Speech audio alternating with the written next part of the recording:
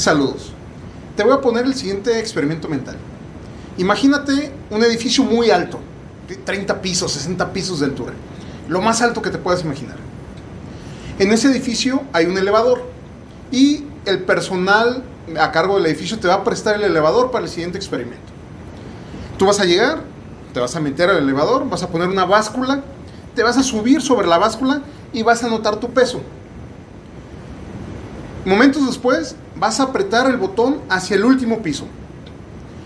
En los primeros segundos, cuando el elevador empieza a subir, tú pesas más, menos o igual que al principio. Anotas tu peso. El elevador está subiendo a velocidad uniforme, desde el piso 1 hasta el piso 60. Nadie te va a estorbar. Velocidad uniforme. El elevador no se va a parar en ningún momento. Tú te fijas en la báscula y anotas tu peso. Pesas más, menos o igual que al principio, cuando el elevador estaba parado.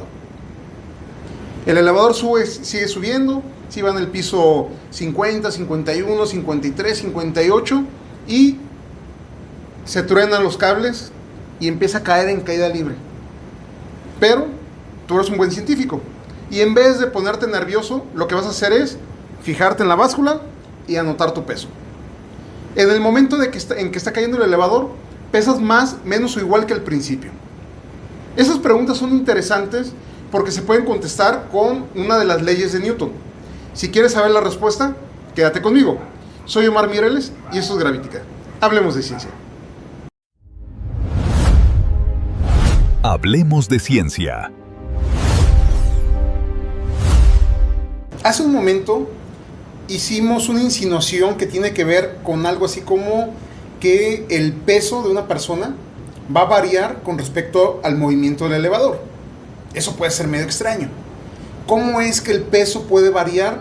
Depende del estado donde donde tomes la medida. Por ejemplo, si lo tomas cuando está parado, si lo tomas en los segundos iniciales cuando se empieza a mover hacia arriba, si lo tomas cuando ya se está moviendo a una velocidad constante, o si lo tomas cuando está en caída libre. ¿Por qué cambia el peso?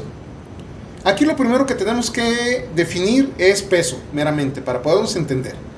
Nosotros tenemos dos cosas que a veces trabajamos o nos referimos a ellas como si fueran sinónimos. Una es la masa y otro es el peso. La masa la tenemos que entender de una manera general como la cantidad de materia que está contenida en un objeto. ¿Sí? Este objeto tiene cierta cantidad de materia. Yo puedo agarrar otro objeto con el mismo volumen, pero con diferente peso. Como siempre viene en la parte del chiste donde dicen ¿qué pesa más? ¿Un kilo de plumas o un kilo de plomo? Y empieza el debate donde algunos dicen que el kilo de plumas pesa más, otros que el kilo de plomo. La realidad es que pesan lo mismo, un kilo. El peso tiene que ver con la gravedad.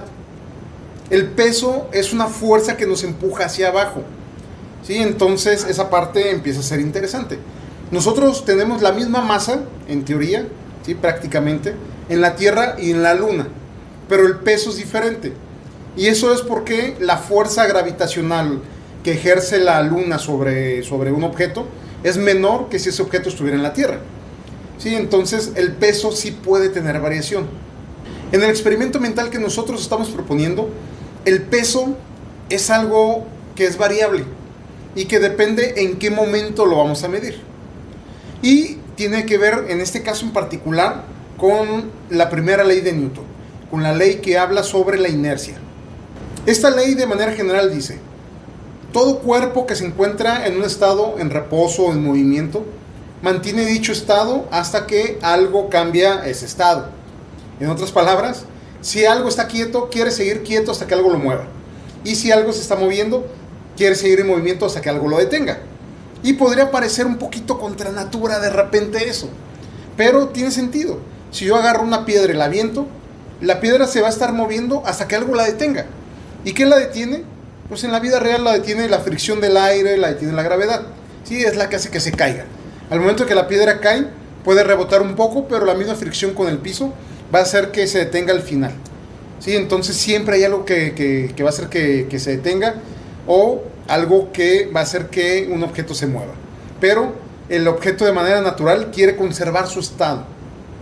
Si se mueve, se quiere seguir moviendo. Si está quieto, quiere seguir quieto. Y eso nosotros lo vamos a ver en el experimento del elevador. Cuando me subo al elevador, me va a marcar un peso inicial.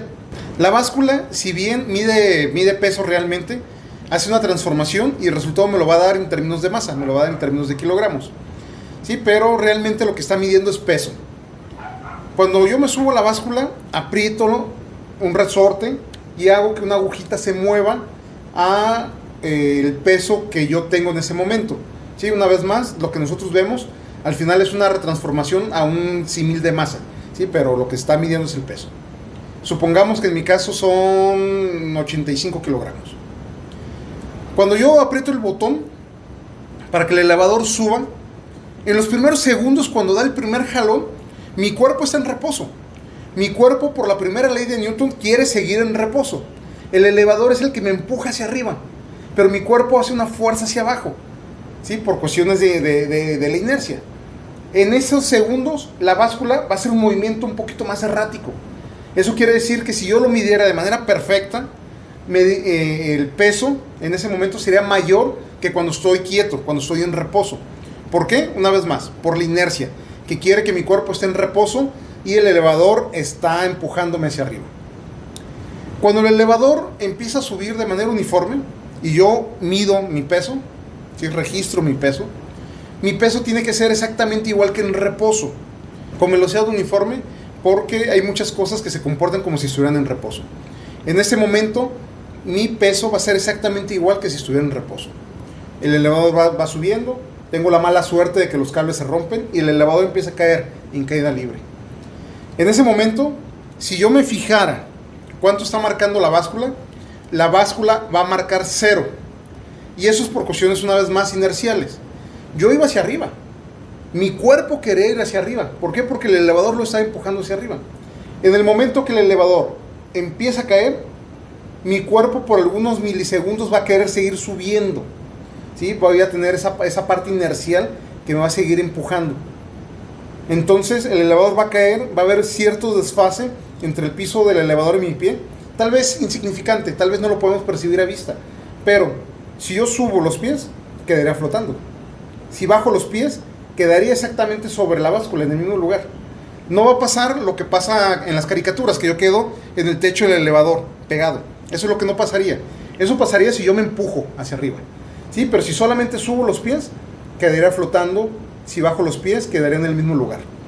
Ese efecto realmente es el efecto que hace que los astronautas floten en el espacio.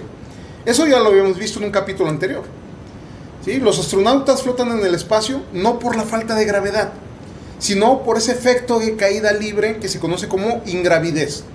Se explica mucho más, ¿sí? O se explica de mejor manera que los astronautas floten por cuestiones inerciales que por cuestiones gravitacionales. Este experimento, el experimento del elevador, nos sirve para darnos cuenta de cómo funciona la primera ley de Newton.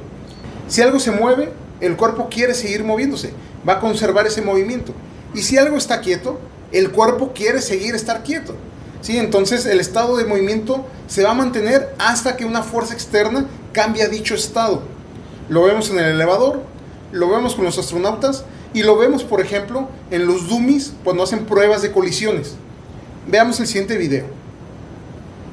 En este caso, podemos ver cómo al momento de que el vehículo impacta con una barrera, el cuerpo del conductor, que en este caso es un dummy, quiere seguir su movimiento hacia adelante.